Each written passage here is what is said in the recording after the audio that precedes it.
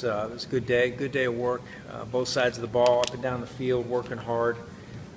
Had some big plays on offense. Jamal Custis made a couple real nice catches in traffic.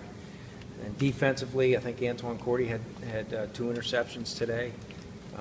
There's some good things, good competition with the kids, and I've been pleased with the way they've worked hard against one another. And spring ball is always an interesting time because you're going offense, defense, and there's no way of getting around the fact that you're just trying to beat each other. And a team within the team, offense versus defense, somewhat of a civil war. And I've been pleased with the way they've competed and knocked each other down and picked each other up. So it's been a good start so far. And we're going to get a 6th practice here before we give the kids a week to go ahead and take advantage of that spring break. And then we'll come back and finish up strong. But so far, so good. With that, any questions? How's Rob Trudeau doing at center? He's had a few more practices. He's doing okay. He's got a little ankle sprain right now, but he's doing okay. He's got to be more consistent with his snapping, and we're moving guys in and out of there, but he's doing okay. Has he been playing in the last few practices? He's done a nice job in the practices he's been in. He was out today, okay. And he may be out for a little bit. We'll see. He's got a high ankle sprain. Do you get an MRI for that, or is that? He has a high ankle sprain. He'll be out for a few practices. Okay. Other questions? And injuries? Obviously, this isn't the first time you guys have practiced in the new facility, but it's a whole new phase of spring ball. What's the facility like for that phase? It's great.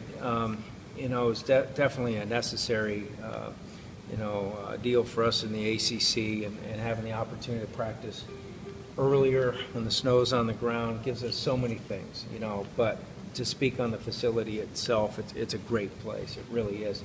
Obviously over the years I've had an opportunity to be involved with a lot of nice facilities, but this is really first class. They did a really nice job with it, and I know the kids are excited to get in there as well as the coaches, and just having that extra room and that space, and it's the same footprint as the dome, so the kids hopefully are getting a good feel for working down the field on their routes, and you don't feel as limited. You're not worried about watching your back and getting run into. So it's been great. It's a great facility. We're lucky to have it. Now we have to take advantage of it and put it to good use.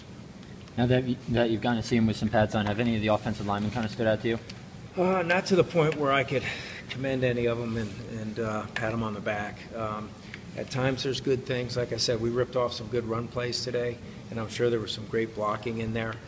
The biggest thing we're looking for, not just with the offensive line, but everyone, is consistency. And the whole key, and that group needs to be the tightest knit group, in my opinion. I always felt like, the 2 groups that had the most going on were the offensive line and the secondary. They have to fix everything. For the O-line, they have to fix all the blitzes. They have to communicate well across the board, and they're doing that with some new terminology and with some offensive schemes that are a little bit different than what we've done in the past. And then the secondary. I think at times both of those 2 groups I just mentioned have been good, but not where we need them to be come fall. So a lot of work to do before we can feel good about things. Scott, Jake Moreland, just what you can say about him so far out there. Sure. It's good to have Jake back, and he does a great job.